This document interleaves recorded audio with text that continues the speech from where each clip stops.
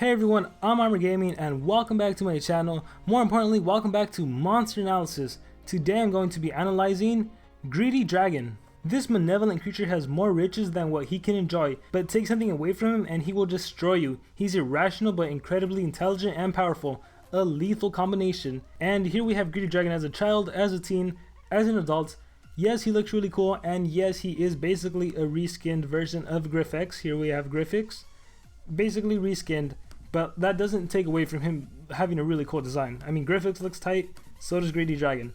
But anyways, straight into the stats. His power is 3,311, and in the realm of fire monsters, that is not a good power whatsoever.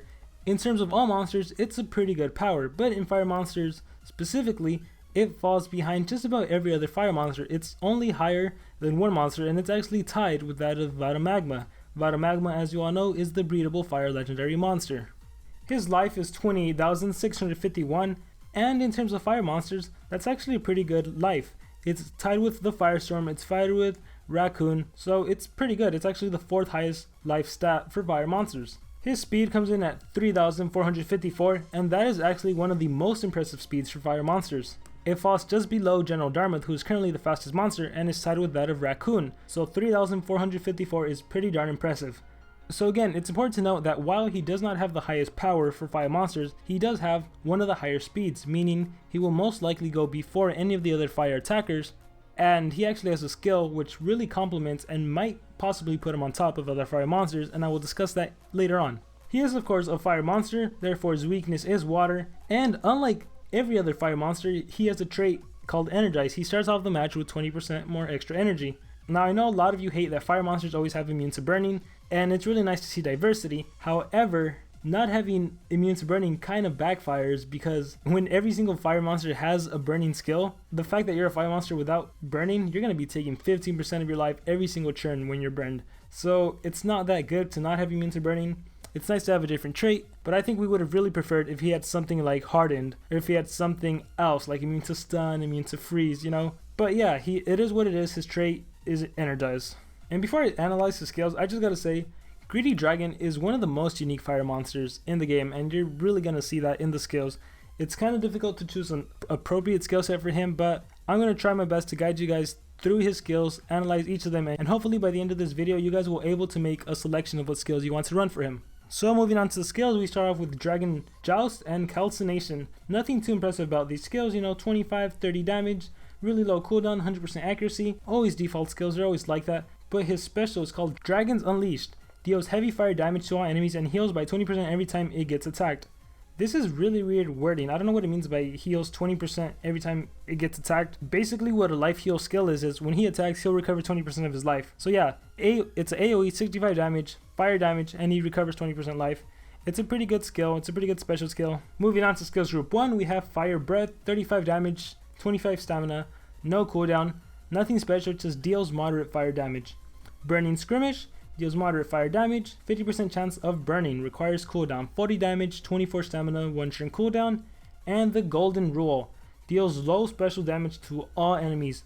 It's an AoE, 20 damage, 2 turn cooldown, 28 stamina. Like usual, you won't be running any of these skills because there's nothing really impressive about these skills. And now for the more difficult thing. Greedy Dragon is one of those select few rare monsters that has like 6 really good skills to choose from.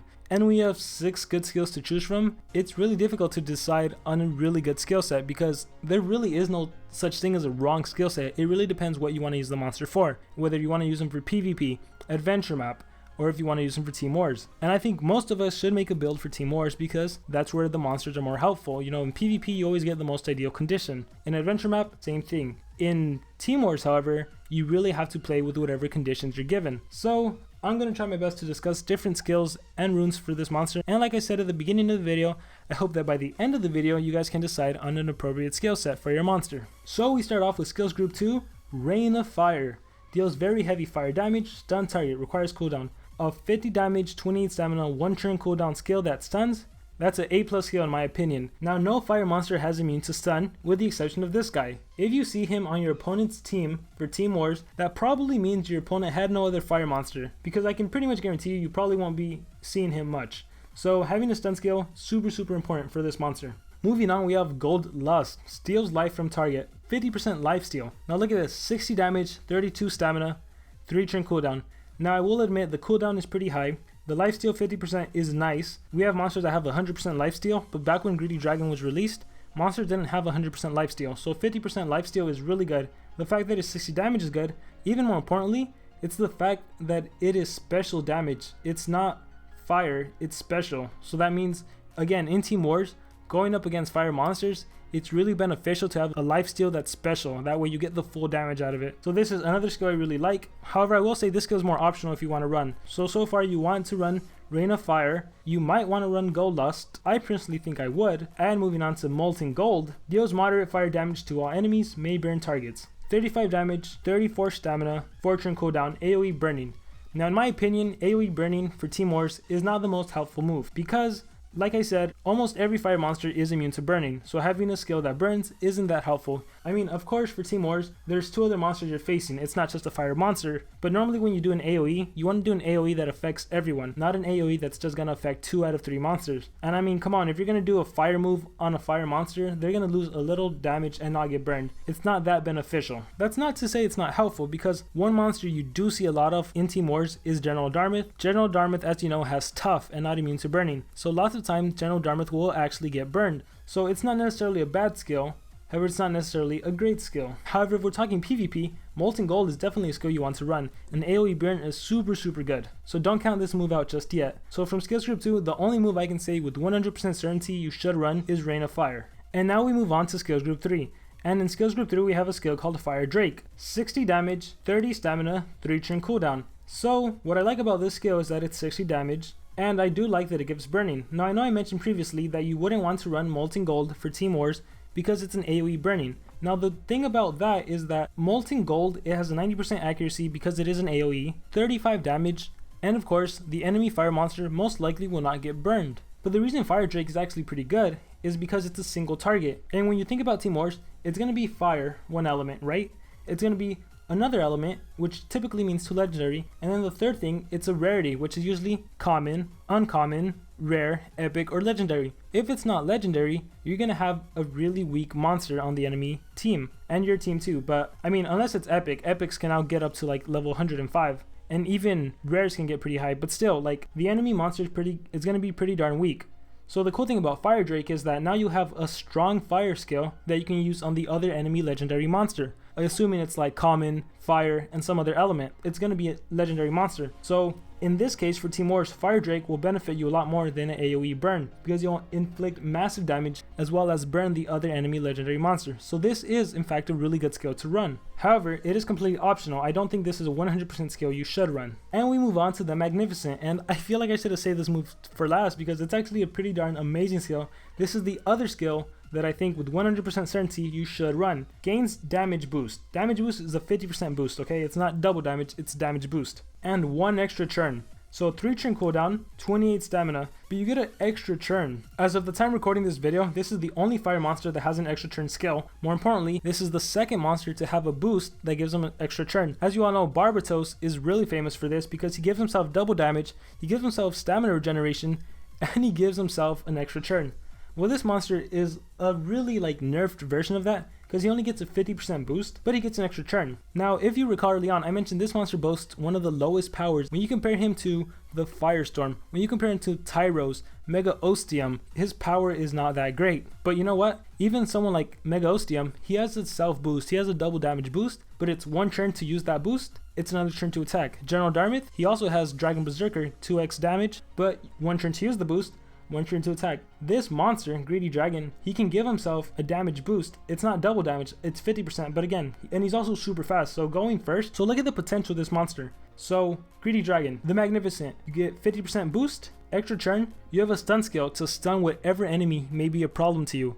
You can stun the other fire monster, you can stun whoever you want, and then you still have a boost for next turn that comes around, and then you can blast them with really high damage. And again, with strength runes, does it really matter if your power is 3000 or 3500? Because if you put a level 10 strength rune, you're gonna pretty much win. More importantly, if you have a level 10 strength rune and you stun a monster and then attack it, the game is yours. Like, there's no arguing against that. So to give you guys a scenario, if you're fighting an enemy Mega Ostium with your Greedy Dragon and you guys both have a level 10 speed rune and like 2 level 10 strength runes, you're gonna go first because your speed is the second highest, right? Of all the fire monsters, you're gonna go before Mega Ostium. If you do the Magnificent and then you do your stun skill, Mega Ostium is stunned and he lost a good amount of damage, even though your stun skill was fire based, right? And then it goes back to you and use your special skill that does life drain. Mega Ostium is done. Like, that's just a fact. He's done. The fact that strength runes really give you that competitive boost. It doesn't matter that your starting base power was 33k and Mega Ostium was 35k, almost 36. The fact that we have runes in this game, it kind of really diminishes whether there's a discrepancy in power to begin with. Now, if there was no runes in the game, it'd be a completely different story. But because there is, this monster, Greedy Dragon, is definitely by far one of the better fire monsters in the game. Definitely like top 3 material. So besides Rain of Fire, the Magnificent is by far a skill you absolutely have to run. Whatever other skills you choose, you need those two. You need the Magnificent because it gives you an extra turn with an immediate boost, and you need that stun skill because bam, you can use that stun skill immediately after giving yourself a boost. It's super good. Those 2 skills you absolutely have to run. And the final skill for Greedy Dragon is your weight in gold. Deals moderate special damage to all enemies, applies stamina leak to targets. Now that's another reason Greedy Dragon is pretty darn unique. Not only does he have Energize, not only does he have an extra turn skill, he also has an AoE stamina leak. Now, definitely a good skill against fire monsters. Again, most fire monsters being immune to burning, it's kind of nice to have an AoE that no fire monster is immune to. And the fact that you have the Magnificent, you can start off the game, give yourself a boost, your weight in gold will be a lot stronger, and they'll all have stamina leak. Now the question is, how useful is having stamina leak in Team Wars? It's pretty darn useful, but it also depends what runes the enemy is running. If they have life runes and they're going to live a long time, it's pretty useful to drain away their stamina. But if they have no life runes and only have like strength and speed runes, you probably don't need to worry about stamina leak. You can probably just dish out 2 strong hits and the enemy will die. So this move is a little iffy. It's definitely good because no monsters are immune to stamina leak, and you really don't need the AoE fire, so this is definitely a skill you might want to run. But like I mentioned previously, he has 2 really good skills that you have to run, so then that leaves 4 skills to choose from. So one thing I have to mention is, if you look, Rain of Fire has a 1 turn cooldown. That's good. But when you look at Gold Lust, 3 turn cooldown. Molten Gold, 4 turn cooldown. Fire Drake, 3 turn cooldown. Your Weight in Gold, 3 turn cooldown. The Magnificent, 3 turn cooldown. He has pretty high cooldowns with the exception of Rain of Fire, and that can certainly become a huge problem in Team Wars. Because if you were to start off the game with something like the Magnificent, then Rain of Fire, and then it's your turn again, and like no matter what skill you have left, it's at minimum 3 turn cooldown. This is gonna have to recharge for 2 more turns, and that has that 1 turn cooldown, so it's hard to cycle. Like, unless you start off with Rain of Fire, next turn comes around, use the Magnificent, and then you'd have another turn and you can stun again. Like, that's the complicated thing about this monster. His cooldowns are a little high with the exception of Rain of Fire. So you really have to think about scenarios. When you're picking your skill set, you really have to think about what skills you predict you will use in a game. And like realistically think about what you can actually use, not what would be cool to use. So if I was designing this monster for Team Wars, the skills I would run are Rain of Fire, Gold Lust, and Gold Lust to me is super important because of that lifesteal. I love when a monster has lifesteal because you're essentially dishing out high damage. 60 damage is high. You're dishing out 60 damage while healing yourself. It's super good in my opinion. The fact that it's special is icing on the cake. So Rain of Fire, Gold Lust, the Magnificent, and I would run Fire Drake. That would be my build for him. He'd be an attacker. He'd be a fire attacker by far. As for the runes I would run for him, I would run 1 speed rune because I know my enemy is going to be having speed runes on their fire monsters and just about every other monster.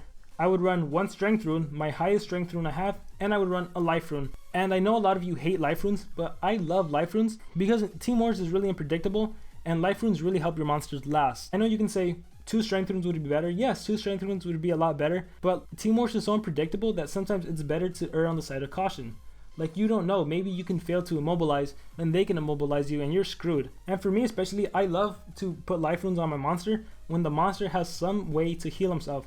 That way, in case that monster is ever last, it has some way of surviving. And Gold Lust gives me that chance, especially with the Magnificent. Look at that. I'd give myself a 50% boost. It's 60 damage. I have a strength rune on me. I have a power that, although it's the lowest in the fire element, it's still pretty darn high compared to every single monster. You're just going to recover a lot of life. So it's good to have a life rune, in my opinion. However, if you don't want that, yes, run 2 strength and a speed rune and you're good to go. Now this is important. If you don't run Gold Lust, you don't need a life rune. Instead, give them a strength rune and give them your weight in gold or molten gold. For Team Wars specifically, I think your weight in gold would be more beneficial, but if you really want your AoE burn, go ahead and run molten gold.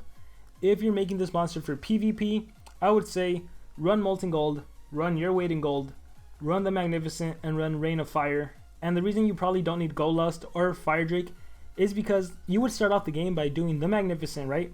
Give yourself a boost, then use Molten Gold, give them Burning. When your turn comes around, you give them Stamina Leak, and you pretty much won. 2 AoEs that are 35, boosted with a damage boost, and you're gonna win. So that's my skills and runes build. Again, to reiterate, for Team War specifically, since that's what I think people care about, I would do Rain of Fire, Gold Lust, the Magnificent, and Fire Drake. And you're gonna be set. You stun when you need to, you lifesteal when you need to, and you deal massive fire damage and add burn on the legendary monster when you need to.